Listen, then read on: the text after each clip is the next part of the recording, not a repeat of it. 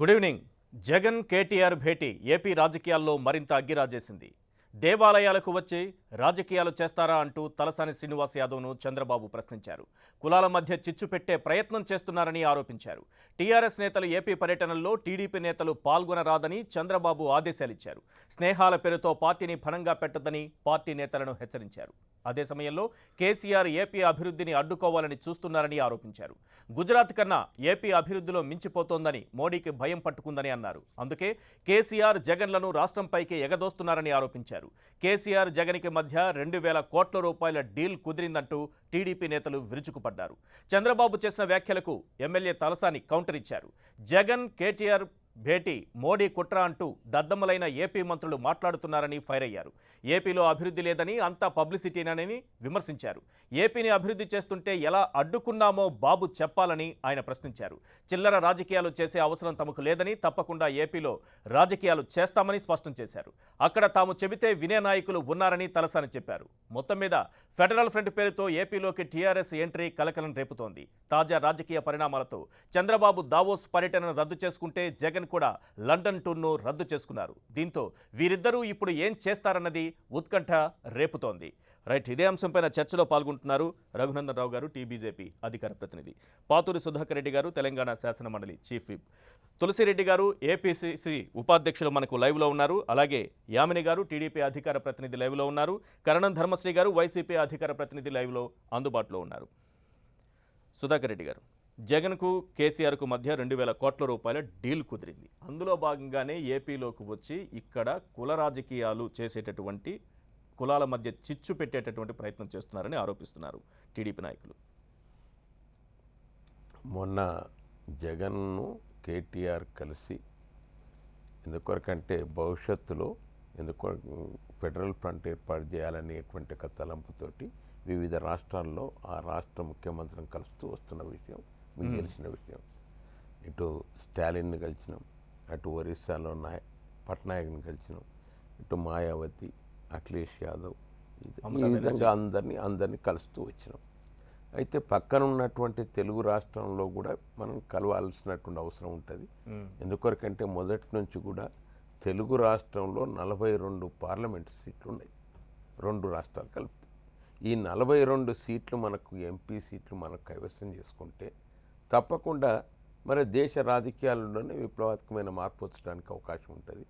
కాబట్టి federal front ఏదైతున్నదో అది కొద్దిగా, ఎందుకంటే ఇప్పుడు చూసినట్టయితే ఇటు బీజేపీ కానీ ఇటు కాంగ్రెస్ కానీ ఇతర ప్రాంతీయ పార్టీల యొక్క కూటమితోటే 150-160 సీట్లు వచ్చేటువంటి ఒక పరిస్థితి ఉన్నది. అంతకన్నా మించి అయితే వచ్చేటువంటి అవకాశం లేదు. కాబట్టి అన్ని పార్టీల యొక్క పరిస్థితి అదే విధంగా ఉన్నది.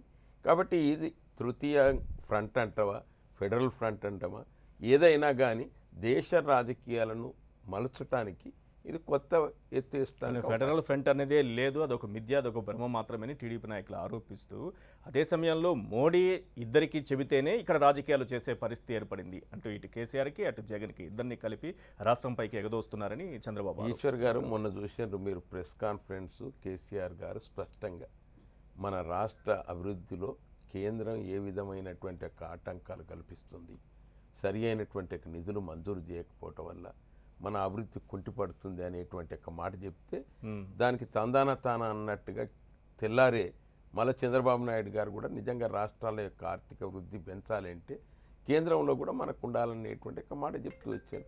ఎవరమైనా కానీ అదే విధంగా భావించేటువంటి అవకాశం ఉంటుంది. కాబట్టి దానికి అనుగుణ్యంగా మేము చేసేటువంటి ఒక ప్రయత్నంలో వారు కూడా భాగస్వాములు కావాలి. అసలు వాళ్ళకి ప్రయత్నం కూడా అట్లే ఉన్నది. కానీ ఆయన ఆ విధంగా టీడీపీని కూడా ఆహ్వానించింది. ఎందుకు ఆహ్వానించలేదు అంటే ముందుగా వాళ్ళని ఆహ్వానించి తర్వాత వైసీపీని ఆహ్వానించే. ఎందుకొరకంటే మేము అసలు మాకు వైసీపీ కానీ ఏది కూడా ఆలోచన లేదు. టీడీపీ ఏం చేసింది, మొదలు ఇటువంటి ఏదైతే ఈ కూటమి అనుకుంటున్నామో ఈ కూటమిలో చంద్రబాబు కూడా కలుస్తాడని చెప్పిన ఓ సందర్భంలో కేసీఆర్ స్పష్టంగా అన్నాడు. ఎందుకంటే ఎవరైతే ప్రాంతీయ పార్టీల యొక్క కూటమి కలుస్తామని అంటున్నాయో దాంట్లో తప్పకుండా రాను చంద్రబాబు కూడా కలుస్తానంటే, కానీ ఆయనే ముందుగా కాంగ్రెస్ లో కలిసిపోయిన తర్వాత చంద్రబాబు దగ్గరికి ఒకసారి ఆహ్వానించుంటే బాగుండేది కదా. ఎట్లా ఆహ్వానించి వస్తుంది? ఇప్పుడు ఒకవేళ చంద్రబాబే ఎన్నిసార్లు మనసు మార్చుకుని బీజేపీతో ఉండి మనసు మార్చుకొని కాంగ్రెస్ వైపు వెళ్ళారు కదా, కాంగ్రెస్ నుంచి మనసు మార్చుకొని మార్చుకొని ఫెడరల్ మళ్ళీ- ఫ్రంట్ వైపు Yes, రావచ్చు, రావచ్చు. ఆహ్వానిస్తే తప్పే ఉంది. అందుకొరకే అందులో ఎత్తులో భాగంగానే ఇలా జగన్ కలిసేవారు అరే ఇది ఎటో అవుతుంది కదా అనేటువంటి ఒక ధోరణితోటి ఆయన కూడా మనసు మార్చుకొని రావచ్చు. ఉమ్. కాబట్టి తప్పేం లేదు. కాబట్టి అన్ని భవిష్యత్తులో ఆహ్వానించే అవకాశం ఆహ్వానించే ఉంటుందా? అవకాశం ఉంటుంది. ఎందుకొరకంటే ఆయన యొక్క నడవడికను చూసిన తర్వాత, ఆయన యొక్క వ్యవహారం చూసిన తర్వాత తప్పకుండా ఆయనను కూడా ఆహ్వానించి, ఇప్పుడు మేమైతే ప్రాంతీయ పార్టీలతోటి ఒక తృతీయంగా ఉండేటువంటి ఒక కూటమి కావాలని, ఫెడరల్ ఫ్రంట్ ఉండాలని, తద్వారా రాష్ట్రాలకు స్వేచ్ఛ ఉండాలని, తద్వారా రాష్ట్రాలకు అధికమైనటువంటి నిధులు రావాలని, సరి అయినటువంటి యొక్క పంతాలో దేశ రాజకీయాలు ఉండాలనేటువంటి ఆలోచన చేస్తున్నాం. ఆ ఆలోచనకు అనుగుణంగా ఎవరు వస్తామని అంటే, మేము అన్నంత మాత్రాన్ని అందరూ వస్తారా? ఇలా మీరు చూడండి ఎటువంటి మార్పు వచ్చింది. మీరు మాయావతి కానీ, అఖిలేష్ యాదవ్ కానీ, అదేవిధంగా బెనర్జీ కానీ, వీళ్ళందరూ కూడా ఎట్లా మొదలేమో మేము కూడా కాంగ్రెస్లో కలుస్తామని అన్నారు. తర్వాత మార్పు వచ్చిన తర్వాత వాళ్ళు కూడా మళ్ళీ మాతో కలిసేటువంటి ప్రయత్నం చేస్తున్నారు వాళ్ళు. కాబట్టి చంద్రబాబు కూడా వస్తాడనే అనుకుంటున్నాం మేమైతే. కాబట్టి వైసీపీ అటు టీడీపీ రెండు వచ్చే అవకాశం ఒకటే వస్తుంది. అందుకొరకే మా ఎంపీ 40 ఒకే చోట ఉండేటటువంటి అవకాశం కనపడట్లేదు సాధారణంగా. దేశ రాజకీయాలు నేను అందుకొరకే అంటాను, ఎన్నికల కన్నా ముందు మాతో కలిసి వచ్చేటోళ్ళు ఎవరు ఉంటారో అనేటువంటిది నిర్ణయం చేస్తున్నాం. ఎన్నికల తర్వాత మరి ఇప్పుడు ఎట్లయితే జిత్తులు వేస్తుండో, ఇప్పుడు మనం చూసినాం బీజేపీ తోటి ఉన్నటువంటి యొక్క చంద్రబాబు కాంగ్రెస్ తోటి పోయిండు. ఎన్నికల తర్వాత అట్లా వస్తుండొచ్చు. కాబట్టి మాకు వచ్చేటువంటి యొక్క సీట్ల సంఖ్య బట్టి తప్పకుండా మార్పు జరుగుతుంది ఆయనకు. అరే ప్రాంతీయ పార్టీల యొక్క కూటమి కదా, నాకు కూడా అవకాశం ఉంటుంది అనేటువంటి యొక్క మాట ఆయనకు ఉంటుంది. రైట్. రఘునందన్ రావు గారు, ఏపీ రాజకీయాలు తీసుకోండి, తెలంగాణ రాజకీయాలు తీసుకోండి, ఎక్కడికి వెళ్ళినా చంద్రబాబు నోటి వెంట నుంచి వస్తున్న ఒకే ఒక మాట, మోడీ. ఏపీ అభివృద్ధిని అడ్డుకోవడానికి ఆయన చేస్తున్నటువంటి ప్లాన్లు ఇవన్నీ కూడా, అంటే కేసీఆర్ జగన్ కలయిక కూడా మోడీ ప్లాన్ అన్నట్టుగా మాట్లాడుతున్నారు. గుజరాత్ కన్నా ఏపీ అభివృద్ధిలో మించిపోతోందని మోడీకి భయం పట్టుకుంది, అందుకే వీళ్ళిద్దరిని ఏకం చేసి పంపిస్తున్నారని వ్యాఖ్యానించారు. ఈశ్వర్ గారు, చంద్రబాబు నాయుడు గారి పని చూస్తూ ఉంటే, లేదా చంద్రబాబు నాయుడు గారి మాటల విధానాన్ని మనం గమనంలోకి తీసుకుంటే, తాను చేస్తే రాజకీయం, ఇతరులు చేస్తే ఇంకొకటి అనే రీతిలో మాట్లాడడం అనేది ఒక అనుభవజ్ఞుడు అయినటువంటి చంద్రబాబు లాంటి గారి వ్యక్తులకి తగదనేది నా అభిప్రాయం. ఆంధ్రప్రదేశ్ అభివృద్ధిని కేంద్ర ప్రభుత్వం అడ్డుకుంది. ఆంధ్రప్రదేశ్లో నిధులు ఎక్కడి నుంచి వస్తున్నాయి, ఆంధ్రప్రదేశ్ అభివృద్ధి జరుగుతుంది ఎక్కడ, కేంద్రం అడ్డుకున్నది ఎక్కడ, దాని మీద ఒక క్లారిటీగా చెప్పండి. ఇది కూడా గుజరాత్తో పోల్చుకుని, గుజరాత్ కన్నా ఏపీ ముందుకెళ్ళిపోతుందని. ఈశ్వర్ గారు, నేను ఏమంటున్నాను, ఒక రాష్ట్రం ఇంకొక రాష్ట్రంతో కాంపిటీట్ అయ్యి అభివృద్ధి పథంలో ముందుకు పోతే తప్పేం లేదు. దాన్ని ఎవరు అడ్డుకోవాల్సిన అవసరం లేదు, అవసరం అట్లాంటిది కూడా లేదు. నరేంద్ర మోడీ గారు ఇదే చంద్రబాబు నాయుడు గారు మాతో కలిసిన రోజు నీతి ఆయోగ్ సమావేశంలో చెప్పినటువంటి మాట, టీమిండియా కెప్టెన్గా నేను, నాతో పాటు 29 రాష్ట్రాలు సమానంగా అభివృద్ధి చెందిన రోజే ఈ దేశం బాగుంటుంది అని చెప్పినాం. ఆ తర్వాత మేము, లేదా కేంద్ర ప్రభుత్వంగా భారతీయ జనతా పార్టీ ఆంధ్రప్రదేశ్కి చేసిన నష్టమైందనే విషయం లోపల మీకున్నటువంటి అంశాలు, శేషభీషాలు లేదా ఇబ్బందులు ఏమైనా ఉంటే చెప్పుండ్రి. రాజధాని నిర్మాణానికి 1500 కోట్లు ఇచ్చి 2 సంవత్సరాలు దాటిపోయింది, రాజధాని నిర్మాణం జరగలేదు. హైకోర్టు నిర్మాణానికి 500 కోట్లు ఇచ్చినాము. చాలా విషయాల్లో అమిత్ షా గారు చాలా స్పష్టంగా ఆంధ్రప్రదేశ్కి వెళ్ళినప్పుడు క్లారిటీతో లెక్కలు చెప్తూ వస్తూ ఉన్నాం. మేము మీకు జరుగుతున్నటువంటి ఇబ్బందులు ఏంది, లేదా మీ దగ్గర జరుగుతున్నటువంటి అభివృద్ధికి మీకు ఉన్నటువంటి ఆర్థిక మూలాలు ఏంది, మీరు వారం వారం సమీక్షిస్తున్నటువంటి పోలవరం ఎక్కడిది, పోలవరం డబ్బులు ఎక్కడి, పోలవరాన్ని జాతీయ హోదాగా ప్రకటించింది, డబ్బులు ఇచ్చింది, నిర్మించింది కేంద్ర ప్రభుత్వం, దాన్ని కూడా మీరు మా ఖాతాలో వేసుకుంటామని మీరు ప్రయత్నం చేసుకోవడం అనేది బాధాకరమైనటువంటి విషయం. రెండోది, చంద్రబాబు నాయుడు గారు చంద్రశేఖరరావు గారికి స్నేహహస్తం అందించిండు 2018 అసెంబ్లీ ఎన్నికల కంటే ముందు. చంద్రబాబు నాయుడు, చంద్రశేఖరరావు ఇద్దరు కూడా ఒకే తాను ముక్కలు, రెండింటి ఆరిజిన్ కూడా కాంగ్రెస్ పార్టీయే, రెండు కాంగ్రెస్ పార్టీలోనే పుట్టినాయి, రెండు కాంగ్రెస్ పార్టీలోనే పెరిగినాయి. ఇద్దరికి చాలా స్వార్థం ఎక్కువ ఉంటుంది. ఇద్దరు కూడా వాళ్ళిద్దరు కలిస్తే మంచిది, వాళ్ళతోటి వేరే వాళ్ళు కలిస్తే వాళ్ళు చెడ్డోళ్ళు. ఇది ఇప్పుడు చంద్రశేఖరరావు అన్నట్టు ఆయన చెడ్డ ఆయన అని అనుకుందాం ఒక్క నిమిషానికి. మరి స్నేహస్తం 2018 ఎన్నికల కంటే ముందు ఎందుకు చంద్రబాబు నాయుడు గారు అందించిండ్రు? హరికృష్ణ గారి చావు జరిగితే శవం పక్కన పెట్టుకొని కేటీఆర్ వెళ్ళి కూర్చుంటే కేటీఆర్ తోటి కూడా పొత్తులు పెట్టుకుందాం, కలిసి పోటీ చేద్దామని చర్చించుకున్నారని మీరు, నేను చెప్పలేదు, వాళ్ళిద్దరే చెప్పుకున్నారు మీడియా ముందుకు వచ్చి. అంటే మీతో కలిసి ఉంటే చంద్రశేఖరరావు మంచోడు, మీరు మంచోళ్ళు. ఒకవేళ మీతో కాక వేరే పార్టీలతో కలిస్తే చంద్రశేఖరరావు చెడ్డోడు, లేదా జగన్ చెడ్డోడు, చంద్రబాబు నాయుడు గారు చెడ్డోడు. వీళ్ళిద్దరు చెడ్డవాళ్ళు అనడం కంటే కూడా వీళ్ళిద్దరు వెనక మోడీ ఉన్నారనే మాట ఎక్కువగా వస్తుంది. సరే, ఇప్పుడు నేను అదే అడుగుతా ఉన్నా, మీరు మాతో కలిసి 4 సంవత్సరాలు ఉన్నారు, మీకు కలిగినటువంటి ఇబ్బందులు ఏంది, మీరు పడినటువంటి అవస్థలేంది, మీకు ఎక్కడ నష్టం జరిగింది, కొత్త రాష్ట్రంగా ఆవిర్భవించినటువంటి ఆంధ్రప్రదేశ్ అనే విషయంలో అంశాల వారిగా మాట్లాడుకుంటే మేము సమాధానం చెప్పడానికి సిద్ధంగా ఉన్నాం. మీకేదో ఒక ఫోబియా పట్టుకుంది, మాట్లాడితే మోడీని తిడితే పెద్దన్న అయిపోతా, ప్రత్యామ్నాయం అయిపోతా. నేను ఒకటి అడిగితే ఈశ్వర్ గారు సూటిగా, కర్ణాటక ముఖ్యమంత్రి కుమారస్వామి గారి టెంటులో చంద్రబాబు నాయుడు గారు చేరే కంటే ముందు కాంగ్రెస్ పంచనున్నటువంటి పార్టీలు కాక ఈయన కొత్తగా ఆ టెంట్ కిందికి చేరిన తర్వాత వచ్చినాక ఒక కొత్త పార్టీ పేరు చెప్పుండ్రి. ఆ టెంటులో ఉన్న పార్టీలలో ములాయం వెళ్ళిపోయిండు, ఆ టెంటులో ఉన్న పార్టీలకు వెళ్ళి మాయావతి వెళ్ళిపోయింది, ఆ టెంటులో ఉన్న పార్టీలకు వెళ్ళి మమతా బెనర్జీ నన్నే ప్రధానమంత్రిగా డిక్లేర్ చేయండి అని అడుగుతుంది. ఇంకో 4 రోజులు పోతే ఆ టెంట్లో ఎవరుంటారో తర్వాత చూద్దాం. చంద్రబాబు నాయుడు గారు ఆ టెంట్లో కొత్తగా వచ్చి చేరిన తర్వాత కుమారస్వామి గారి ప్రమాణ స్వీకారం రోజు ఆ టెంట్లో కాంగ్రెస్ పార్టీ పక్కన చేరిన పార్టీలలో ఈ రోజు ఉన్న పార్టీలన్నీ రేపు ఎన్నికల నోటిఫికేషన్ వచ్చే నాటికి ఉండే పార్టీలన్నీ. మీరు కేంద్ర రాజకీయాలు ఎందుకు, మీరు ముందు రాష్ట్రాలని సరిచూసుకోండి, మీ అభివృద్ధి పథంలో మీరు ముందుకు పోండి. మీరు అన్నట్టు గుజరాత్ని కాదు, ఈ దేశంలో ఉన్నటువంటి అన్ని రాష్ట్రాల్లో కంటే మీకు ఉన్నటువంటి అనుభవాన్ని రంగరించి ఆంధ్రప్రదేశ్ని అగ్రస్థానంలో ఉంచండి. పొరుగు రాష్ట్రంగా లేదా సాటి తెలుగు వాడిగా మేము మిమ్మల్ని అభినందిస్తాం. అది కాకుండా మాట్లాడితే జగన్ కు మోడీకి సంబంధం, మాట్లాడితే కేసీఆర్ కు మోడీకి సంబంధం.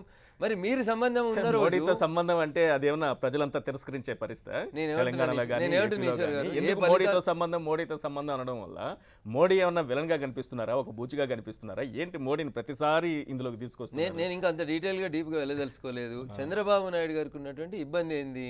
చంద్రబాబు నాయుడు గారు కేంద్ర ప్రభుత్వాన్ని విభేదిస్తున్నారు లేదా కాంగ్రెస్ తో కలిసిపోవాలనుకున్నారు. నిన్నటిదాకా నువ్వు తిట్టిన తల్లి కాంగ్రెస్, పిల్ల కాంగ్రెస్, నువ్వు పుట్టిన కాంగ్రెస్ లోకి మళ్ళీ నువ్వు వెళ్ళిపోతా ఉన్నావు. దానికి నాకేం అభ్యంతరం లేదు. దానికి ఆంధ్రప్రదేశ్ ప్రజలు తీర్పిస్తే మీరు అనుకూలంగా ఇస్తే మీరు ముఖ్యమంత్రి అవుతారు, లేకపోతే మీకు అది ప్రజలు ఇచ్చినటువంటి తీర్పును గౌరవించాలి. నేనేమంటున్నాను, ఆడలేక మధ్యలో ఉన్నట్టు మా మీద ఎందుకు అంటున్నా. Yes, when you have ample resources, when you have so much of experience, మీకు పెట్టుబడులు పెట్టడానికి వివిధ దేశాల నుంచి అందరూ వచ్చేసి లైన్ కట్టి పెట్టుబడులు పెడుతున్నప్పుడు ఇంకా మోడీ గారు అవసరం ఏముంది మీకు? మోడీ గారు ఇవ్వాల్సినటువంటి డబ్బులు ఏముంటాయి? ఒక రకంగా ఒక మాట చెప్తూ ఇంకొక రకంగా డీవియేట్ అవడం అనేది సరి అయింది కాదు. This is very unfair politics. బీజేపీతో అంటే టీఆర్ఎస్తో కలిస్తే, చంద్రబాబు కలిస్తే లేదా టీడీపీ కలిస్తే అది మంచిది. ఆయన విడిపోతే లేకపోతే కలవకపోతే వాళ్ళ వెనకాల మోడీ ఉన్నారని ఆరోపణ. ఈ విషయాన్ని పక్కన పెట్టినా అంతకు ముందే టీఆర్ఎస్తో కలిసి వెళ్ళాలని స్నేహహస్తం చాచారా లేదా అనేది ఒకటి. భవిష్యత్తులో మిమ్మల్ని ఫెడరల్ ఫ్రంట్లోకి ఆహ్వానిస్తాము అని అంటున్నారు. ఒకవేళ నిజంగా ఆహ్వానిస్తే టీడీపీ వెళుతుందా?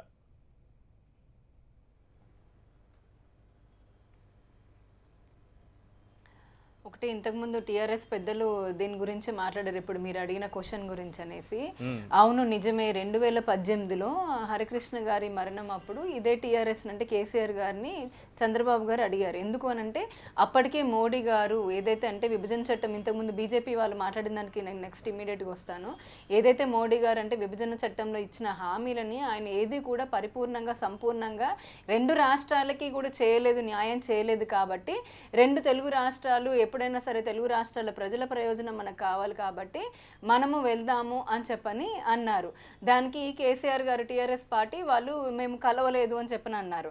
అంతకు ముందు ఇదే టీఆర్ఎస్ పార్టీ వాళ్ళు పార్లమెంట్లో కానివ్వండి రోజుకొక మాట మాట్లాడితే ప్రత్యేక హోదా ఇవ్వచ్చు అని ఒకసారి అంటారు. తర్వాతనేమో మళ్ళీ ఎలక్షన్స్ అప్పుడు కేసీఆర్ గారు ప్రత్యేక హోదా ఆంధ్రప్రదేశ్ గారికి సోనియా గాంధీ అనౌన్స్ చేస్తే తెలంగాణ గడ్డపై నుంచి మా పరిశ్రమలన్నీ పోతాయి, మీరు ఎట్లా ఇస్తారు అని చెప్పని అలా రోజుకొక మాట మాట్లాడితే ఈ రోజున పోలవరం దగ్గర నుంచి చూసుకుంటే ఈ ఆంధ్ర రాష్ట్ర ప్రయోజనాలకు ఏదైతుందో ప్రతి దానికి కూడా మోకాలు అడ్డుతానే ఉన్నారు వాళ్ళు.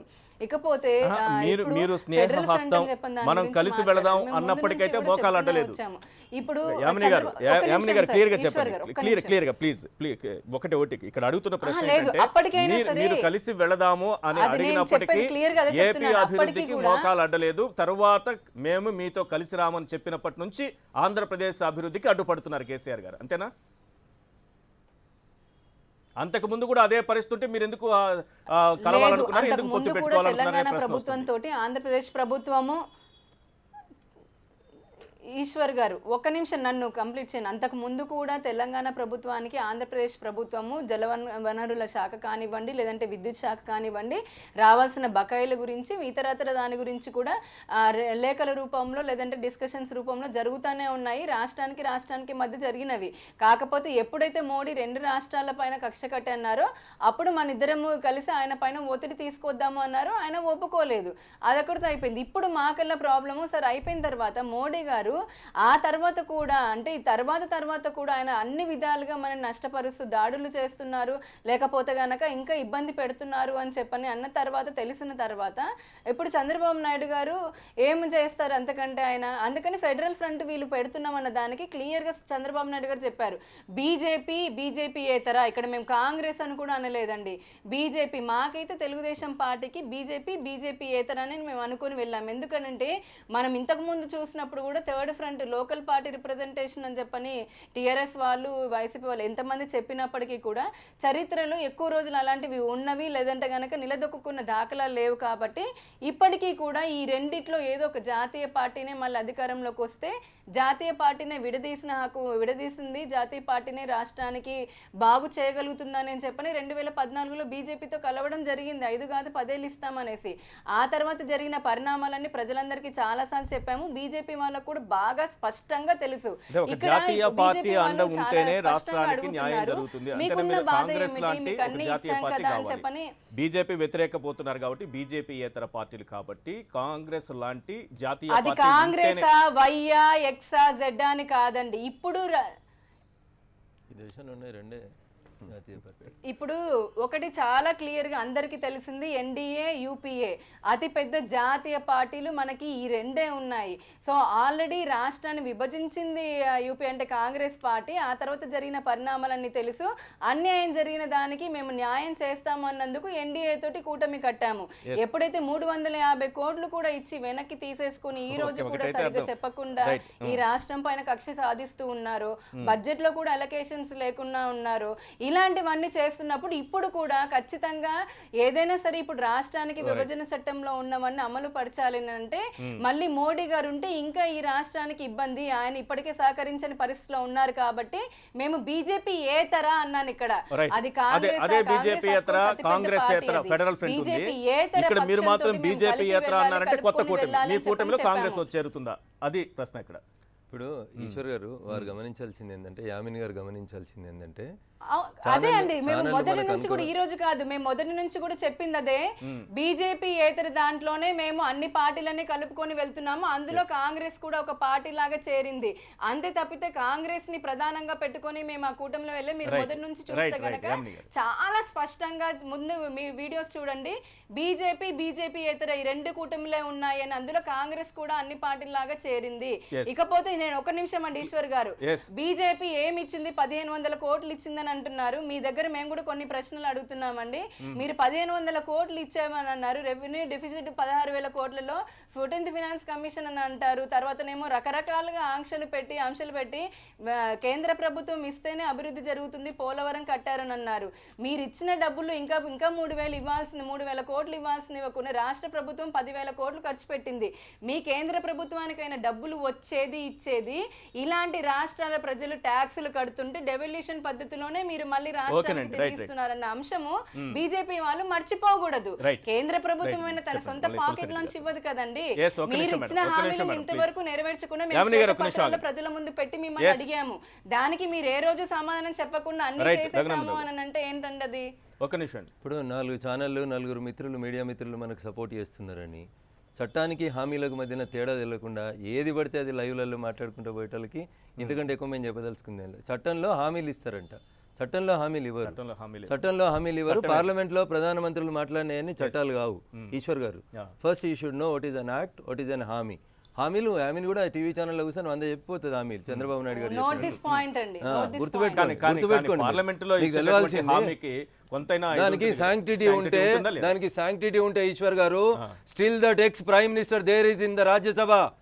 ఓకేనా? షెద్దర్ అండ్ కౌల్ పుస్తకం చెప్తారు తులసిరెడ్డి గారు. ఓకేనా? అనుభవం ఉంది వారికి, పార్లమెంట్కి పోయి ఇచ్చిండ్రు. అదే మన్మోహన్ సింగ్ ఏ సభలో అయితే హామీ ఇచ్చిండో అదే సభలో సభ్యుడిగా ఉన్నాడు. ఎందుకు నోటీస్ ఇస్తలేడు? ఎందుకు అమలు చేయమని అడుగుతలేడు? ఎందుకు అది హామీ అమలు అయ్యేది ఉంటే ఎందుకు కాంగ్రెస్ పార్టీ సైలెంట్ కూరుకుంటుంది? Why they have not moved any other floor? చాలా విషయాలు ఉంటాయి అందులోపల. 1,500 కోట్లు నేను స్ట్రైట్ గా చెప్పిన మీకు క్యాపిటల్ కట్టడానికి ఇచ్చిర్రు, 10,000 కోట్లు ఇచ్చిర్రు. ఈ చర్చ తెలుగుదేశం పార్టీ నిజంగా సిద్ధాంతపరంగా మాట్లాడితే వీఆర్ రెడీ. 1,500 కోట్లు మేము రాష్ట్ర రాజధానికి ఇచ్చినాం. మీ రాజధాని ఏడుందో చెప్పుండ్రి. మీ రెవెన్యూ డెఫిసిట్ లోటు విషయం లోపల ఆర్థిక మంత్రి అరుణ్ జైట్లీ గారు మీకు సమాధానం చెప్పిండ్రు. మీరు ఇచ్చినటువంటి అన్ని సబ్సిడీలకి, మీరు ఇచ్చినటువంటి డ్వాక్రా రుణాల మహిళలకి, లేకపోతే మీరు ఇచ్చే 1000 రూపాయల పింఛన్లకి కేంద్రం ఇచ్చేటువంటి డబ్బుల్ని తీసుకొచ్చి రెవెన్యూ డెఫిసిట్ లోటుగా చూపిస్తే కుదరదు అని చెప్పి పేపర్ మీద మీకు సమాధానం ఇచ్చినాం. ఆ పేపర్ని మీరు బయట పెట్టండి. ఎందుకంత మొహమాటం? పోలవరానికి మేము పైసలు ఇచ్చినాం, తెలంగాణ అపోజ్ చేసిన తర్వాత కూడా మేము మీకు 7 మండలాలు ఇచ్చినాం. తెలంగాణ వద్దన్న తర్వాత కూడా జాతీయ ప్రాజెక్టుకి ఇబ్బంది వస్తుంది, ఇంటర్ స్టేట్ ప్రాబ్లం వస్తుంది అని చెప్పి తెలంగాణ రాష్ట్రం ఫామ్ అయ్యే కంటే ముందు 7 మండలాలు కలిపినాం. తెలంగాణ ప్రజలు ఎంత గొడవ చేసిరో యామిని గారికి తెలియకపోతే ఎట్లా? పోలవరం మేం కట్టకపోతే మీరు కడుతున్నారా? ఎవరు కట్టినరు? పోలవరం జాతీయ హోదా కావాలని చెప్పి ఎప్పటి నుంచి అడిగినటువంటి ప్రాజెక్టు 2004 నుంచి 2014 ఆచరణలో ఎవరున్నారు? అబద్ధాలని ప్రచారం చేస్తా ఉంది తెలుగుదేశం పార్టీ. దాడులు చేస్తున్నారు. ఈశ్వర్ గారు వారు మాట్లాడిన మేము విన్నాం. వారు మాట్లాడిన జనాలకు బీజేపీ గొంతు పోవద్దనుకుంటే మీరు మాట్లాడిన మేము విన్నాం. ఏమి ఇవ్వాలో దానికంటే ఎక్కువ ఇచ్చినాం యామిని గారు. దేనికి సిద్ధాంతాల గురించి మాట్లాడుతున్నారు ఈశ్వర్ గారు. ఆయన చట్టాల గురించి ప్రధానమంత్రి గారి గురించి మాట్లాడారు. మేము మొదటి నుంచి చెప్తున్నాం అదే, ఈ బీజేపీ పార్టీకి రాజ్యాంగ వ్యవస్థల పైన లేదంటే పార్లమెంట్ వ్యవస్థ పైన చంద్రబాబు నాయుడుకి ఏముందమ్మా? ఎవరి పార్టీని గుంజుకున్నాడమ్మా? ఏ మామని చంపిండు? ఏం మాట్లాడుతున్నామా? మినిమం ఏదో ఆడపిల్ల మాట్లాడుతున్నామని కర్టసీకి మేము మౌనంగా ఉంటా ఉంటే ఇదేనా మీరు అరిచే పద్ధతి? ఏ సిద్ధాంతం గురించి మాట్లాడుతున్నావు? పార్లమెంట్ విలువలను కూడా ఈ రోజున కాలరాస్తూ మాట్లాడుతున్నారు. నీకేం తెలుసు పార్లమెంట్ విలువ? నీకు చట్టంతో హామీకి తేడా తెలియదు. వచ్చి లైవ్ లో ఏం మాట్లాడతావు? You should have the minimum respect. Parliament గారి విలువని మీరు తగ్గిస్తున్నారు, ప్రజలంతా చూస్తున్నారు. ఇంకా ఇట్లాంటి వాళ్ళతోటి మాట్లాడడం కూడా నిజంగానే చట్టం గురించి అప్పుడు మరి మీరే ప్రతిపక్షంలో కూడా ఒప్పుకున్నారు కదండి. మరి అప్పట్లో చట్టంలో ఎందుకు పెట్టించలేదండి? అంటే రాష్ట్రం పైన అప్పటి నుంచి మీకు ఉన్నదా కక్ష? మరి అసలు ప్రధానమంత్రి స్థాయిలో పార్లమెంట్ లో మాట్లాడితే పార్లమెంట్ అత్యున్నత స్థాయి ఏమంటారు సమావేశం జరిగేదే పార్లమెంట్. ఆ పార్లమెంట్ లో కూడా రాష్ట్ర ప్రజలకి ఏమంటారు ప్రధానమంత్రి గారు ఇచ్చిన హామీలు కూడా అవి ఇటు బుట్ట దాఖలు చేస్తారు. చట్టంలో లేవు కదా, మేము అంతా అబద్ధం. అసలు ఏమైనా మీరు మాట్లాడారు ఉందా? నిజంగా తులసిరెడ్డి గారు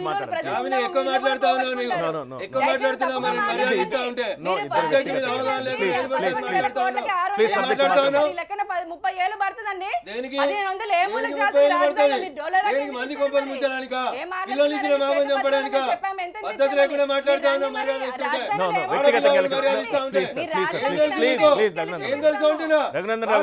సంస్కారం గురించి నీకేం తెలుసు? వ్యక్తిగతంగా సబ్జెక్ట్ మాట్లాడండి. సబ్జెక్ట్ మీరు ఏమైనా మాట్లాడండి. అరే పిల్లలు ఇచ్చిన మామని చంపినాడు. ఈ రాష్ట్రంలో గెలిచి చూపెట్టు, ఈ రాష్ట్రంలో గెలిచి చూపెట్టు. సభ్యతగా మాట్లాడడం నేర్చుకోవాలి. మీరు మాట్లాడిన సేపు నేను విన్నాను. ఏంది రన్నింగ్ కామెంటరీ చెప్తా ఉన్నావు? ఏంది రన్నింగ్ కామెంటరీ చెప్తా ఉన్నావు? మాట్లాడడం నేర్చుకో. నీకు ఏదైనా సబ్జెక్ట్ మీద డౌట్ ఉంటే అడుగు చెప్తా నేను. సభ్యత గురించి ఇప్పుడు సభ్యత గురించి ఏ సభ్యత నీకుంది? ఒకరు మాట్లాడొద్దు. అది మినిమం సభ్యత. మీరు బయట ఉన్నారని మేము వింటున్నాం. మీరు చెప్పాను. ఎక్కువ మాట్లాడితే అయిపోతుంది అనుకుంటున్నాను. చేస్తున్న అన్యాయం గురించి ప్రజలు ఇప్పుడు అడిగాను నేను. దాని గురించి చేతనైతే మాట్లాడండి.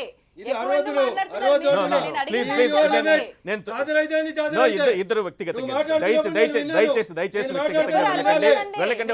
తులసిరెడ్డి గారు ప్లీజ్ మీరు రియాక్ట్ అవ్వండి. తులసిరెడ్డి గారు ఒక్కసారి రియాక్ట్ అవ్వండి. చంద్రబాబు కూటమిలోకి కాంగ్రెస్ వెళుతుందా? ప్లీజ్ సార్ మీరు ఆగాలి. ప్లీజ్ కొంచెం అర్థం చేసుకోండి ప్లీజ్. తులసిరెడ్డి ఒక్క నిమిషం. తులసిరెడ్డి గారు, చంద్రబాబు ఏర్పాటు చేస్తున్నటువంటి కూటమిలోకి కాంగ్రెస్ పార్టీ వెళ్ళబోతోందా? ఫస్ట్ ప్రశ్న మీకు అదే. ఈశ్వరి గారు, ఎస్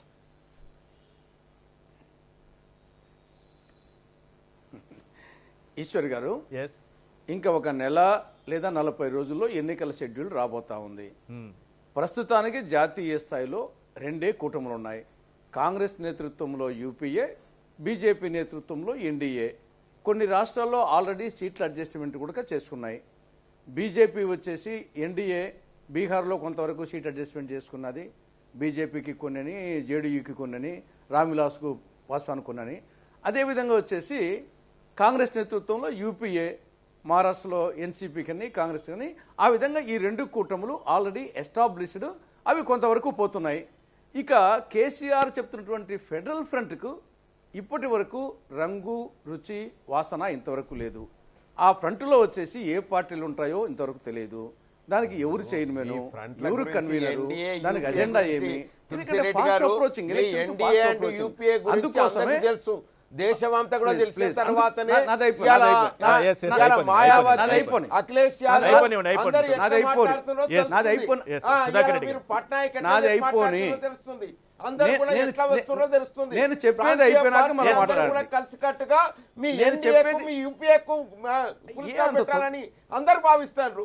ఏం అంత అర్జెన్సీ ఏముంది? అర్జెంట్ ఉన్నదనే కదా ఇప్పుడు ఆమె ఏమన్నది, ఇప్పుడు మేము ఏం అంత కాంగ్రెస్ అర్జెన్సీ? తోటి నాది కలుస్తామని అయిపోయి- కాదు.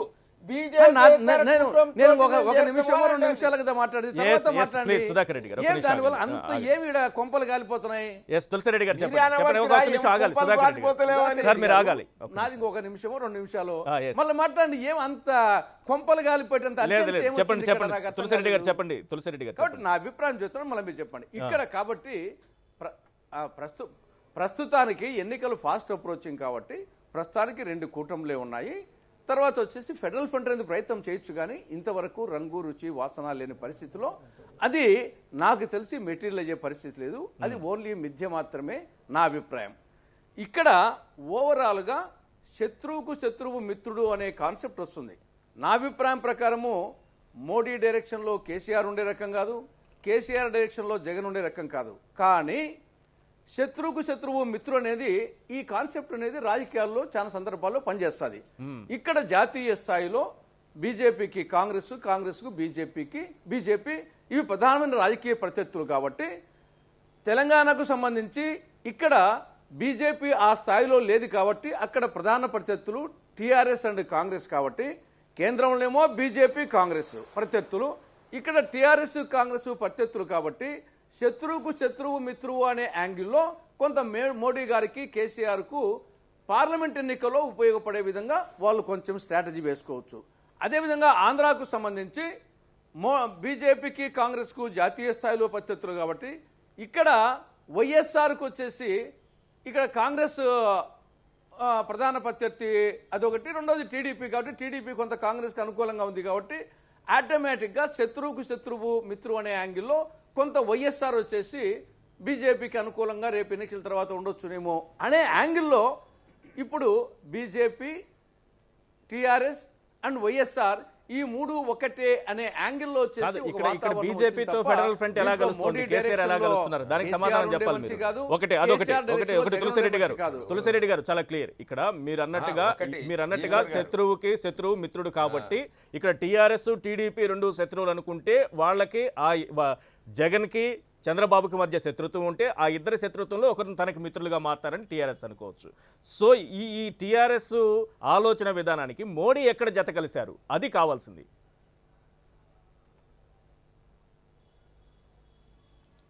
నేను ఇది చెప్పింది ఇక్కడ తెలంగాణలో ప్రధాన ప్రత్యర్థి బీజేపీ కూటమిలో ఏమన్నా టీఆర్ఎస్ ఉందా?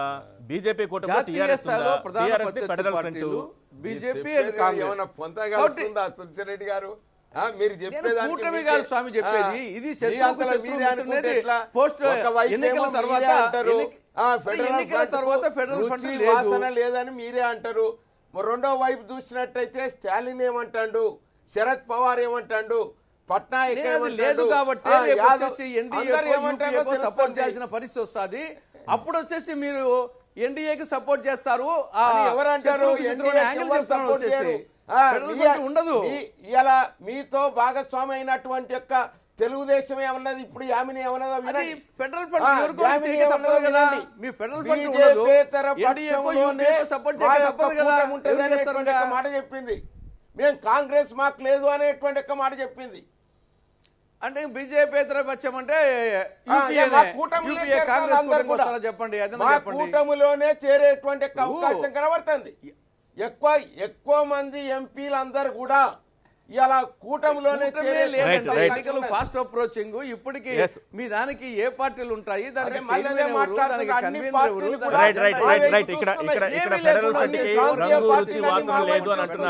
మరి కాంగ్రెస్ పార్టీకి ఆల్రెడీ ఉన్నటువంటి రంగు రుచి వాసన ఏమైనా క్రమంగా కోల్పోతుందా? కాంగ్రెస్ పార్టీకి లేదా యూపీఏకి ఉన్నటువంటి రంగు రుచి వాసన క్రమంగా ఏమైనా కోల్పోతుందా? అలాగే ఉందా? మాట్లాడదాము ధర్మశ్రీ గారితో. మధ్యలో వచ్చేసి దానివల్ల మళ్ళీ మీ దగ్గరకు వస్తాను మీకు అవకాశం ఇస్తాను. కరణం ధర్మశ్రీ గారు చెప్పండి, కేసీఆర్ జగన్కి మధ్య 2,000 కోట్ల రూపాయల డీల్ కుదిరిందట, మరి టీడీపీ ఆరోపిస్తోంది.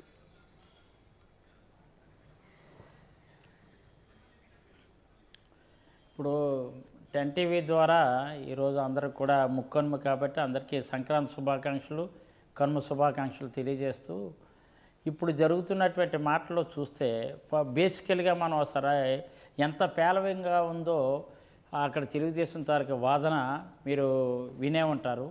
దానికి సమాధానం కూడా నాలి ఖర్చుకుంటున్నారు పాపం పెద్దలు తులసిరెడ్డి గారు. ఎందుకంటే కాంగ్రెసే వచ్చి తెలుగుదేశం కూటమిలో చేరిందట చూడండి, అదొకటి, అది తప్పు. అది దాన్ని ఖండించవలసింది పోయి తులసిరెడ్డి గారు మరి ఎందుకు సమర్థిస్తున్నారో అర్థం కాలేదు. నెంబర్ 1. కాంగ్రెస్ నేతృత్వంలో నెంబర్ 2 ఏంటంటే పార్లమెంట్ ప్రొసీడింగ్స్ కొన్ని తెలుసుకోవాలండి. తెలుసుకోకుండా మీరు అలా కూర్చోబెట్టేస్తే అమ్మాయి పాపం చిన్న వయసు అనుకుంటా, అమ్మాయి ఏం మాట్లాడితే పార్లమెంట్ ప్రొసీడింగ్స్ కొన్ని తెలుసుకోవాలండి. పార్లమెంట్లో ఎవరైనా హామీ ఇస్తే అది చట్టబద్ధత ఉంటుందని అనుకుంటే ఈరోజు చాలా మా విజయసాయిరెడ్డి గారు అయితే ఎన్నో మాట్లాడారు. అన్నిటికీ కన్సర్న్ మంత్రి కూడా పరిశీలిస్తున్నాం, తప్పనిసరిగా చూస్తామని అన్నారు. అన్నంత మాత్రాన అవి వచ్చేస్తాయి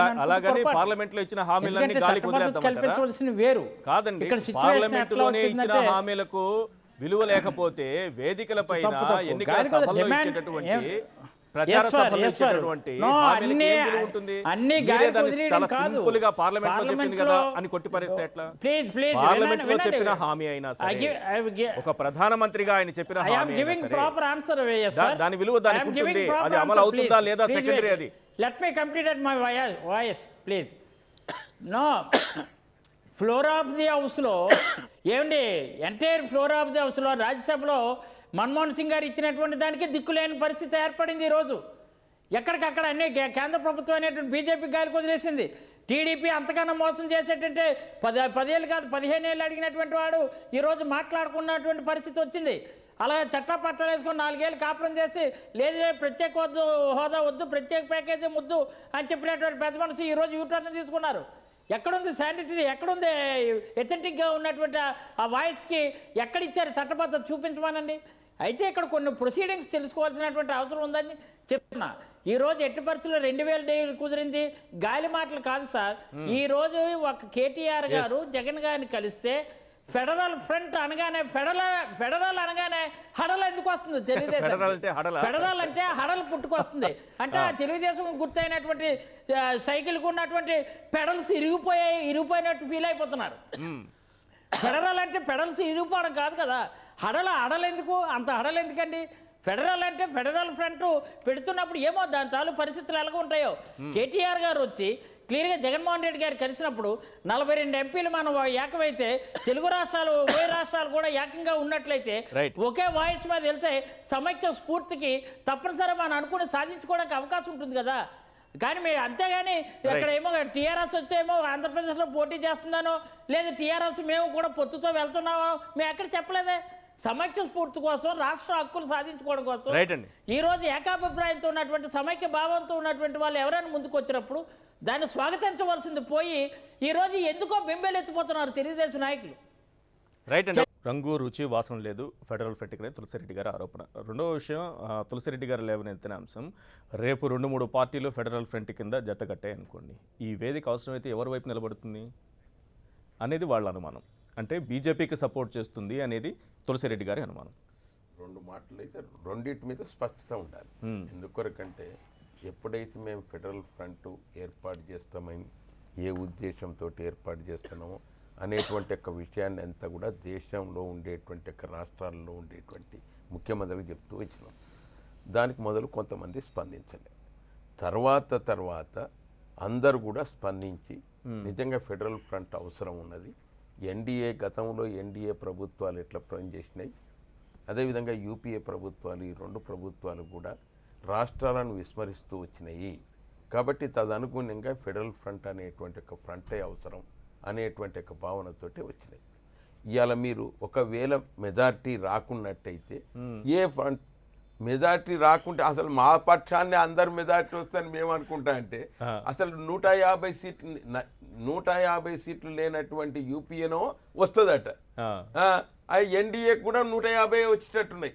కాబట్టి వాళ్ళు ఎప్పుడైతే వాళ్ళు ప్రభుత్వాలు ఏర్పాటు చేస్తామంటారో మేము ఎందుకు ఏర్పాటు చేయడానికి అవకాశం ఉండదు. కాబట్టి మా యొక్క ప్రయత్నం అంతా కూడా మేము అందుకొరకే ఇదివరకు ఉన్నటువంటి 2 తెలుగు రాష్ట్రాల్లో 42 సీట్లు మనం కైవసం చేసుకుంటే ఇదంతా కూడా మన చేతులకే వస్తుంది అనేటువంటి యొక్క భావనతోటే మా ప్రయత్నం చేస్తున్నాం. ఇవాళ వెస్ట్ బెంగాల్ తీసుకోండి 42 సీట్లు ఉన్నాయి. ఇవాళ అదే విధంగా తమిళనాడు తీసుకోండి 42 సీట్లు 48 సీట్లు ఉన్నాయి. ఈ రకంగా చూసుకుంటా పోతే అదే విధంగా ఒరిస్సాలో చూడండి, ఈ విధంగా ఉత్తరప్రదేశ్ లో 80 సీట్లు ఉన్నాయి. కాబట్టి ఈ విధంగా మా వైపే మొత్తం వస్తుంది అనేటువంటి ఉద్దేశంతో ఉన్నది. ఎట్టి పరిస్థితుల్లో మేమైతే మాది లక్ష్యం స్పష్టంగా చెప్తున్నాం. తులసిరెడ్డి గారు, మేము బీజేపీతర కూటమి ఉంటుంది, అదేవిధంగా కాంగ్రెసేతర కూటమి ఉంటుంది అనేటువంటి స్పష్టంగా ఉన్నాం. ఎవరైతే యూపీఏలో ఉన్నారో భాగస్వామ్య ప్రాంతీయ పార్టీలు, అదేవిధంగా ఎన్డీఏలో ఉండేటువంటి యొక్క భాగస్వామ్య పార్టీలు ఎవరైతే ప్రాంతీయ పార్టీలు, అవన్నీ కూడా మాతోటైనా కలిస్తే ఎన్నికలు అయిన తర్వాత మాదే అతిపెద్ద పార్టీ. అంటే యామిని గారు ఒక మాట అన్నారు, చంద్రబాబు ఏర్పాటు చేస్తున్నటువంటి కూటమిలోకి కాంగ్రెస్ వెళుతుంది అన్నట్టుగా మాట్లాడారు కదా. ఆ కాంగ్రెస్ పార్టీని మీ కూటమిలోకి ఆహ్వానించవచ్చు కదా. ఎందుకంటే మా కూటమిలో కాంగ్రెస్ కానీ బీజేపీ కానీ ఉండేటువంటి అవకాశమే లేదు. ఎందుకంటే గతంలో చూసినాం, విపి సింగ్ అప్పుడు కూడా చూసినాం, ఈ బీజేపీ తోటి ఉన్న కాంగ్రెస్ తోటి ఉన్నా ఎప్పుడైనా కాలు బట్టి గుంజేటువంటి తత్వం ఉంటుంది. కాబట్టి అటువంటి కాకుండా మనంతలా మనమే ప్రాంతీయ పార్టీలతో ఉన్నటువంటి ఫెడరల్ ఫ్రంట్ ఉంటే అది రాష్ట్రాలకు స్వయం ప్రతిపత్తి ఉంటది, రాష్ట్రాలకు స్వేచ్ఛ ఉండేటువంటి అవకాశం ఉంటది. కాబట్టి నిధులు సక్రమంగా పంపిణీ జరిగేటువంటి అవకాశం ఉంటది. అందుకొరకే అందరూ కూడా వివిధ ప్రాంతీయ పార్టీలతో ఉన్నటువంటి యొక్క రాష్ట్ర ప్రభుత్వాలు అవన్నీ కూడా దీని వైపు ఆకర్షితులవుతున్నారు. కాబట్టి తప్పకుండా మా మీదనే నమ్మకం ఉంటది. కాబట్టి రేపు ఎవరైనా ఇలా చూసిరా, జగన్ కూడా మా వైపే వస్తుండు, పట్నాయక్ కూడా మా వైపే వస్తుండు, స్టాలిన్ కూడా మా వైపే వస్తుండు. ఎవరు ఏం ఖరారు కాలేదు, 2 వైపుల చర్చలు అంతే గానీ ఎక్కడ ఏ వైపు ఏ కూటమి వైపు ఎవరు వెళ్ళలేదు. ఈశ్వర్ గారు గతంలో ఇదే కాంగ్రెస్ గాని, స్టాలిన్ అయితే రాహుల్ గాంధీ ప్రధానమంత్రి కావాలని అన్నారు. ఆయన ఇప్పుడైతే అంటలేడు, రాహుల్ గాంధీ ప్రధానమంత్రి కావాలని ఎవరన్నారు అని అన్నాడు. అందుకొరకు మీరు ఎన్సీపీ గాని రాహుల్ గాంధీ ప్రధానమంత్రి అయితే ఎవరన్నారు ఆ విధమైన మోడీ 2 రాష్ట్రాలపై కక్ష కట్టారు. ఇంతకుముందు యామిని గారు కూడా అన్నారు, ప్రతి సందర్భంలో చంద్రబాబు గారు అంటున్నారు. ఏంటి 2 రాష్ట్రాలపైన ఎందుకు ఇంత కక్ష మోడీకి? ఇప్పుడు ఆరోపణ చేస్తున్నటువంటి వ్యక్తులు అర్థరహితమైనటువంటి ఆరోపణలు చేసి సమాధానం చెప్పమనడం భావ్యం కాదు. తెలంగాణలో నేషనల్ హైవేస్ లేవు, 46,000 కోట్లు కావాలని వాళ్ళు అప్లికేషన్స్ ఇచ్చినవా లేదా సుధాకర్ రెడ్డి గారిని చెప్పమనండి. తెలంగాణకి ఎయిమ్స్ ఇవ్వాలని అడిగినరు, వచ్చిందా లేదా అడుగుండ్రి. విభజన చట్టంలో ఉన్నటువంటి చట్టపరంగా ఉన్నటువంటి లైన్స్ ఏమైనా ఉంటే తీసుకొని చదువుదాం, ఏది అమలు జరిగింది అమలు జరగలేదనే విషయంలో కూడా చర్చ చేయడానికి మేము సిద్ధంగా ఉన్నాం. ఆరోపణలు వేగ్గా చేసి ఇచ్చేస్తామంటే కుదరదు అనేది నేను చెప్పదలుచుకుంది. చట్టాన్ని చట్టంగా చదువుకుందాం, చట్టాన్ని అమలు చేస్తున్నామా లేదా చెప్తాం. మేము అటు ఆంధ్రప్రదేశ్ మీద కానీ ఇటు తెలంగాణ మీద కానీ ఏ రాష్ట్రం మీద కానీ మాకు వ్యక్తిగతమైన ప్రేమ కానీ ద్వేషం కానీ ఉండదు. రాష్ట్రాలకు రావాల్సినటువంటి సమానమైనటువంటి హక్కుల విషయంలో మేము న్యాయబద్ధంగానే ఉన్నామనేది చాలా స్పష్టంగా చెప్తా ఉన్నాం. గొంతెమ్మ కోరికలు తీర్చడానికి భారతీయ జనతా పార్టీ కేంద్ర ప్రభుత్వం సిద్ధంగా లేదు. ఈ చర్చలన్నీ ఇప్పుడు చట్టంలో ఆంధ్రప్రదేశ్ సంబంధించి స్టీల్ ప్లాంట్ కానీ రైల్వే జోన్ కానీ విద్యా సంస్థలకు నిధుల అంశంలో కానీ విశాఖ మెట్రో అలాగే విజయవాడ మెట్రో ఇవన్నీ కూడా ఇంకా పెండింగ్ లో ఉన్న అంశాలే కదా. కాకపోతే రామాయపట్నం పెట్టుకుంటామన్నారు, ఇవన్నీ పెండింగ్ లో ఉన్న అంశాలే కదా. ఈశ్వర్ గారు, నేను విభజన చట్టం పుస్తకం తీసుకొచ్చి మీకు ఇస్తాను, మీరు ప్యానెల్ ని సెలెక్ట్ చేయండి. అదే తులసిరెడ్డి గారిని అదే యామిని గారికి పుస్తకం ఇచ్చి 2 రోజులు టైం ఇచ్చి సండే రోజు ఒక డిబేట్ పెట్టండి. లైన్ టు లైన్ నేను సమాధానం చెప్తా అంటున్నాను, అక్షరం డిబేట్ కాకుండా నేను సమాధానం చెప్తాను అంటున్నాను. మీరు దాంట్లో కేటగిరికల్ గా చదవాల్సింది ఏంటంటే, ఫిబ్రవరిలో ఇదే చర్చ జరుగుతున్నప్పుడు అదే ప్రధానమంత్రి మన్మోహన్ సింగ్ గారు చెప్పినటువంటి అంశం దయచేసి మీరందరూ గమనంలోకి తీసుకోవాల్సింది, విడిపోయిన తర్వాత అటు తెలంగాణకి ఇటు ఆంధ్రప్రదేశ్కి 2 రాష్ట్రాలకి పరిశ్రమలకు సంబంధించిన ఇన్సెంటివ్ ఇవ్వాలి అని చెప్పినారు మన్మోహన్ సింగ్ గారు. ఒక ఆంధ్రప్రదేశ్కి ఇవ్వాలని వారి ప్రసంగంలో చెప్పలేదు, వారి ప్రింటెడ్ ప్రసంగం నేను మీకు ఇస్తా అంటున్నాను. ఆంధ్రప్రదేశ్కి ప్రత్యేకమైనటువంటి హోదానో ప్రత్యేకమైన ప్యాకేజో లేదా ప్రత్యేకంగా పరిశ్రమల కోసం ఇన్సెంటివ్ ఇవ్వాలనేటువంటి పదము వారు చదివినటువంటి ఫిబ్రవరి 2014లో పార్లమెంట్ను ఉద్దేశించి వారు మాట్లాడినటువంటి మాటలలో ఎక్కడా లేదు. విడిపోయిన 2 రాష్ట్రాలకు అనేటువంటి పదం ఉంది. నేను పేజ్ నెంబర్తో సహా మీకు అండర్లైన్ చేసి ఇస్తాను. నేను మీరు విభజన చట్టం మీద డిబేట్ పెట్టదలుచుకుంటే వీఆర్ రెడీ అని చెప్తున్నాం భారతీయ జనతా పార్టీగా.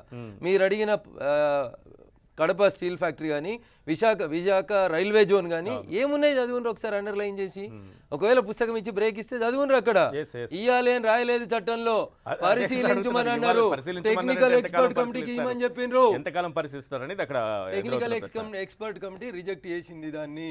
అది అందరికి తెలిసి ఎంపీలకి రాతపూర్వకంగా పార్లమెంట్ లో సమాధానం ఉంది దానికి. ఇవ్వాలి అని ఉన్నది ఏమని ఇవ్వకపోతే నన్ను అడగండి ఈశ్వర్ గారు. పరిశీలించండి అనడం వేరు, హామీ వేరు, చట్టం వేరు. ఈ మూడింటి మధ్యలో దయించి ఉన్నటువంటి ఆ సన్నపు గీత మధ్యలో ఉన్న తేడాని మీరు గమనించి చర్చ పెట్టండి. Yes, I'm ready to answer everything. Right. Yamini గారు, చట్టం వేరు, హామీ వేరు, పరిశీలించండి అన్న పదాలు వేరు. వీటిని పట్టుకొని రాష్ట్రానికి ఏమీ చేయలేదు మోడీ సర్కార్ అని చెప్పడం సో అబద్ధమని అంటున్నారు. ఒకటి. రెండోది, రెండు తెలుగు రాష్ట్రాలు అంటే ఇక్కడ రెండు తెలుగు రాష్ట్రాలు కలిసి పనిచేయడం లేదా టీఆర్ఎస్ వైసీపీ కలిసి పనిచేయటం ఏదైనా కానీ 42 స్థానాలు ఎంపీ స్థానాలు మనం గెలుచుకోగలిగితే గట్టిగా ప్రత్యేక హోదా గురించి మాట్లాడచ్చు. ఇదే మా డిమాండ్, మేము ముందుకెళ్తున్న కూడా ఈ అంశంపైన అని చెప్తున్నారు. 42 స్థానాలు ఉంటే గట్టిగా మాట్లాడే అవకాశం ఉంటుంది, తప్పే ఉంది అందులో.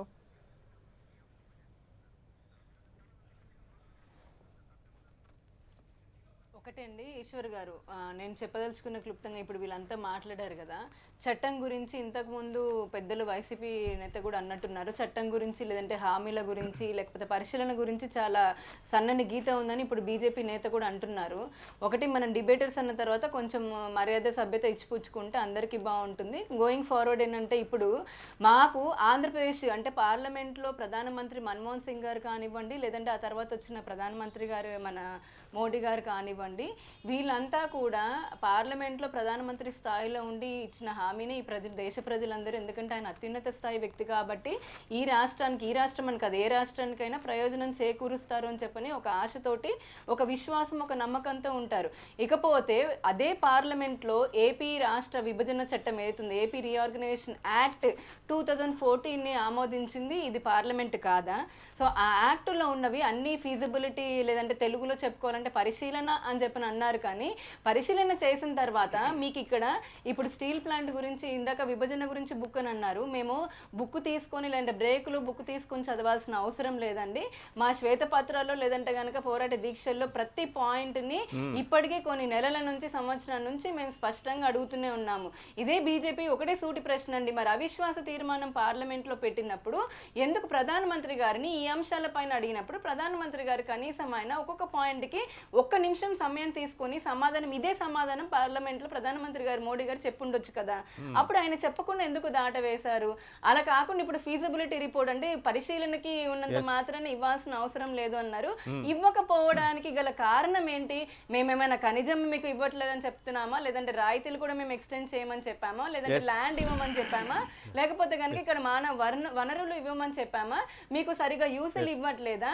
ఏ విధంగా మీరు అంటే ఈ పరిశీలన అని మీరు అన్నారు కరెక్ట్ గా ఒక సన్నని లైన్ పట్టుకొని మీరు అటు ఇటుగా గోడపై నుండి మాట్లాడుతున్నారు కదా, ఇన్ని ఇస్తున్నప్పుడు ఈ రాష్ట్రము అన్నిటికంటే ముఖ్యంగా 5.5 కోట్ల మందికి ఈ రోజున పసిబిడ్డ లాంటి రాష్ట్రం విడిపోయిన తర్వాత ఒక్కొక్క మెట్టు ఎక్కుకుంటూ అభివృద్ధిని చేసుకుంటూ వెళ్తున్నప్పుడు ఈ 5.5 కోట్ల మంది యొక్క ఇష్టాన్ని మీరు ఎందుకు కాదంటున్నారు?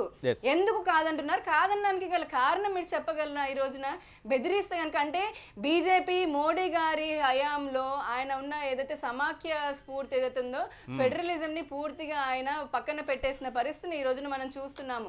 రాష్ట్రాల పైన విపరీతంగా కక్ష కట్టి పెత్తనం సాధించే ధోరణి తోటి మరీ ముఖ్యంగా ఇప్పుడు యాక్ట్ లో వచ్చిన పరిశీలన అంశాన్ని పట్టుకొని అన్ని ఈ రాష్ట్రం ఇస్తాము, మా బిడ్డల భవిష్యత్తు, ఇక్కడ బిడ్డల ఉపాధి భవిష్యత్తు, లేదంటే చదువుకి సంబంధించిన ఇన్స్టిట్యూషన్స్, లేదంటే ఒక రాజధానికి 13 జిల్లాల జీవనాడైన పోలవరం దగ్గర నుంచి ఇలా ప్రతి దాంట్లోని ఈ రాష్ట్ర ప్రజలందరూ మాకు ఇది కావాలి అని కేంద్రంలో పెద్దలాగా ఉన్న మోడీ గారిని కేంద్ర ప్రభుత్వం అడుగుతున్నప్పుడు మీకు అన్ని ఇస్తామన్నప్పుడు మీరు ఎందుకు చేయట్లేదు? ఎందుకు ఇప్పటి వరకు పూర్తి చేయకుండా ఉన్నారు? దానివల్ల మీకు వచ్చే నష్టం ఏంటి?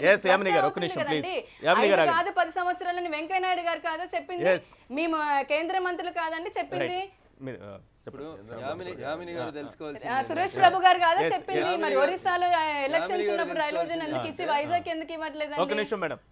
యామిని గారు తెలుసుకోవాల్సింది ఏంటంటే, నేను సభ్యత సంస్కారం అనే పదం ఎందుకు చెప్పిన చెల్లె కంటే, ఆమె మాట్లాడుతున్నప్పుడు నేను విన్నాను, నేను మాట్లాడినప్పుడు వారు వినడం సభ్యత సంస్కారం అని చెప్పినాను. అది వారు నేర్చుకుంటే ఇప్పటికైనా చెప్తున్నా, వారికి మంచిది, డిబేట్లకు మంచిది. అది ఓకేనా? మేము కొంత తెలిసిన వాళ్ళం కాబట్టి తెలిసినట్టుగానే ఉండమని చెప్తా ఉన్నాం. దాంట్లో మీరు మాట్లాడుతున్న పోలవరం మేమిచ్చిందే, దానికి అనా పైసా మాదే. దాని గురించి మీరు మాకు చెప్పాల్సిన అవసరం లేదు, మేము దేశ ప్రజలకు చెప్తా ఉన్నాం, చాలా స్పష్టంగా చెప్తా ఉన్నాం. ఖనిజం ఇస్తలేమా, మనుషుల్ని ఇస్తలేమా, రాష్ట్రం ఏమి ఇస్తలేదు అని అడుగుతున్నారు. ఏమి ఇస్తలేదు అనేది మీ ఎంపీలు, మా ఎంపీలు, కాంగ్రెస్ ఎంపీలు సభ్యులుగా ఉన్నటువంటి కమిటీ ఇచ్చినటువంటి రిపోర్ట్ని వారిని చదవమని మళ్ళీ చెప్తా ఉన్నా. వారంతా సబ్జెక్ట్లో ఎక్స్పర్ట్ అయితే చెప్పమనండి, కమిటీ రిపోర్ట్ ఏమి ఇచ్చిందో నేను చదువుతాను. ఇప్పుడు ఇంకో మాట చెప్తా, చివరికి ఇంకో మాట చెప్తా, ఇంకొక మాట చెప్తా నేను. మన్మోహన్ సింగ్ గారు హామీ ఇచ్చిండ్రు, రాజ్యసభలో నిండు సభ వేదికగా హామీ ఇచ్చిండ్రు. మన్మోహన్ సింగ్ గారికి ఎందుకు ఆంధ్రప్రదేశ్ ప్రజలు ఓట్లేయలేదు? హామీ అమలు అయ్యేది ఉంటే 12 మంది కేంద్ర మంత్రులు ఉంటారు కాంగ్రెస్ నుంచి, 32 మంది ఎంపీలు ఉన్నారు కాంగ్రెస్ కి ఉమ్మడి రాష్ట్రం నుంచి. సోనియా గాంధీ గారు 10 సార్లు కోర్ కమిటీ పెట్టి అడిగినరు ఏం కావాలి ఆంధ్రప్రదేశ్ కని. 12 మంది కేంద్ర మంత్రులు ఉండే రోజు ప్రత్యేక హోదా తీసుకొచ్చుకోలేదు, ఒక లైన్ పెట్టించుకోలేదు చట్టంలో. నిండు సభలో మన్మోహన్ తులసిరెడ్డి గారు, కరణం ధర్మశ్రీ గారు, సారీ అండి సమయం మించిపోయింది. చెప్తే సోదరికి అర్థం కాకుండా. కరణం ధర్మశ్రీ గారు, తులసిరెడ్డి గారు, సారీ అండి సమయం మించిపోయింది, మీతో మాట్లాడించలేకపోతున్నాను. థ్యాంక్ యూ చర్చలో పాల్గొన్నందుకు. రఘునందన్ రావు గారు, పాతూరు సుధాకర్ రెడ్డి గారు, కరణం ధర్మశ్రీ గారు, యామిని గారు, అలాగే తులసిరెడ్డి గారు. ఇది వాళ్ళ చర్చా కార్యక్రమం. చూస్తూనే ఉండండి 10 TV. News is people.